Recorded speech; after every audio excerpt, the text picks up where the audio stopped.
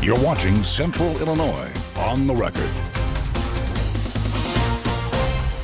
All right, welcome back. We are joined by the Republican Leader of the Senate, Bill Brady. Thank you very much for being here. Great to be with you again. You must be feeling pretty good this summer because you have a bipartisan, balanced state budget in an election year, no less. Well, it took a lot of work on the behalf of a lot of people for the state. Governor's to be applauded for his leadership in convening this, but he started with him introducing a balanced budget.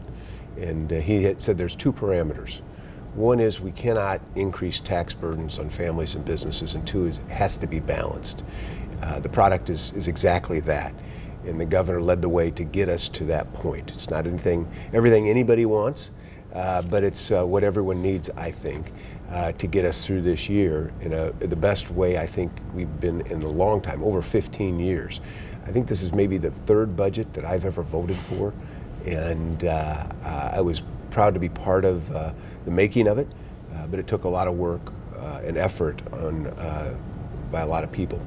Some of the most conservative critics of the budget, maybe even inside the General Assembly and outside, question whether it truly is balanced, and I know some people say we won't truly know until a few months down the road. Well, it's not unlike business. You know, businesses put budgets together, and they're based on assumptions.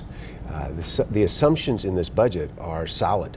They, I believe, are very, very solid. But economic performance of our state and its economy, would this budget be even better if we had the business reforms that Governor Rauner had pushed in the last several years? Yes, because we'd know that we'd have a better chance of economic growth and enhancement. As the economy grows, revenues increase. But this is based on what realistic projections are for Illinois' economy based on the current set of laws and policies and procedures. So if the economy underperforms, it'll be challenging. If it overperforms, it'll be even easier.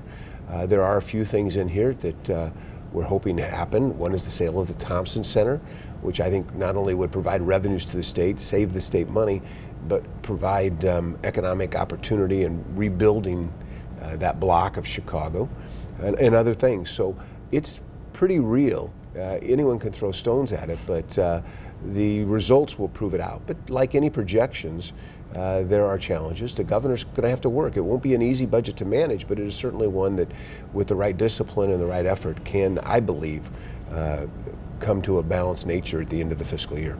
As you mentioned, people are always going to throw stones, and certainly the governor is going to be on the receiving end oftentimes. Over the past three budget cycles, the governor had pushed items, as you mentioned, on his turnaround agenda. This year he did not. So some people are questioning whether he did not do so in part because it is an election year as part of this budget process. So did the governor not, fight for his turnaround items because it was an election year and he did hold up the budget process in the past? No, I wouldn't say the governor held up the budget process in the past for the turnaround agenda. He held it up in the past because it was unbalanced. I mean, the Democrats couldn't put a balanced budget together in the past 3 years, and the governor said it has to be balanced. I think because of an election year, we were able to leverage some points. The Democrats were nervous. They didn't want to go back and ask for re-election, having another unbalanced or state-ordered spending plan. We were able to leverage that to get a balanced budget for the governor. Now, the governor will continue to fight, and I think this election will be about, do you want the continued policies of J.B. Pritzker and Mike Madigan and Rahm Emanuel, or do you want a fresh new look at growing Illinois like Bruce Rauner has outlined?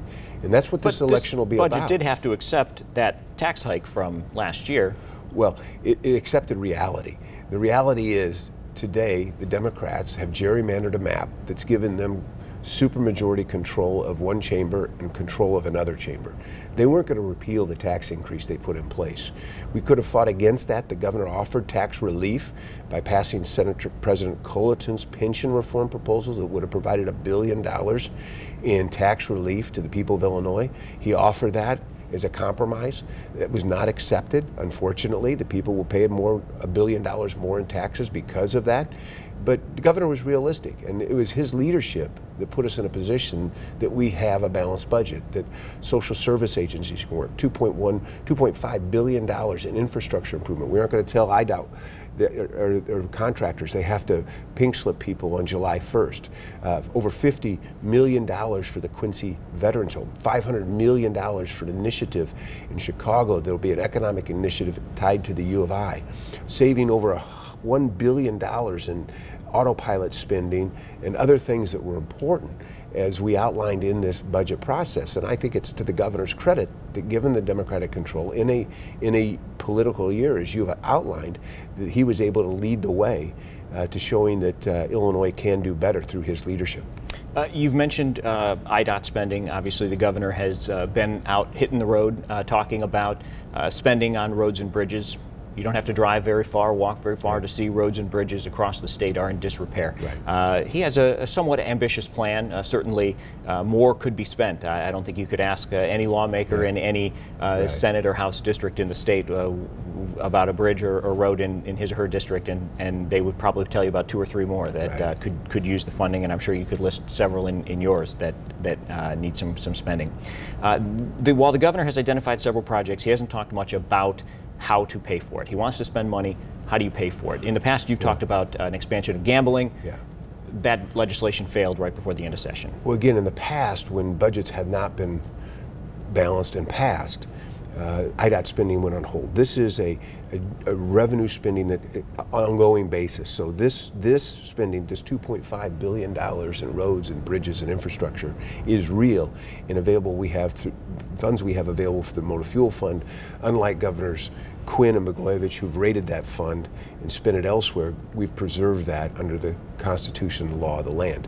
There is more that can and needs to be done. And you and I have talked before about the potential for gaming as a revenue source. As you know, the Supreme Court recently lifted the ban on sports betting, which could provide hundreds of millions of dollars to Illinois and could be bonded to meet the infrastructure needs that we so critically need to maintain our economic geographical presence. So that is something we will be looking at. It happened late for a lot of legislatures in terms of dealing with it, but we are working on how that could be best utilized in this state to meet resources that we need. And the good news is we didn't rush through something that maybe would not have been done with the right diligence. We were able to delay that because one of the things we believe we found out is that you won't be able to bet in another state in this state. So we won't be competing with apps in different states. We will be able to maintain our ability to control the betting that's done in Illinois. So we've got some time, but there are ways in which we can raise revenue. But let me just say this. The greatest way to raise revenue is Governor Rauner's plan to grow jobs in this state. That allows lower taxes, better quality of life. The best revenues come by people working and having the opportunity to work, paying their fair share of taxes. And that's what Governor Rauner's fighting for. J.B. Pritzker's, I think, hurting that when he talks about a huge tax increase, a graduated tax on the backs of families and businesses. One of the biggest opportunities we have is Amazon, second headquarters in Chicago. We know that Amazon shut down growth in the state because they talked about a head tax. Jeff Bezos thinks that taxes should be fair but not overburdensome, and J.B. Pritzker's graduated tax hike is overburdensome, and I'm afraid will hurt jobs. So I think Governor Rauner's right to the point that if we want to create jobs, we've not only got to hold the line but reduce tax burdens on families and businesses.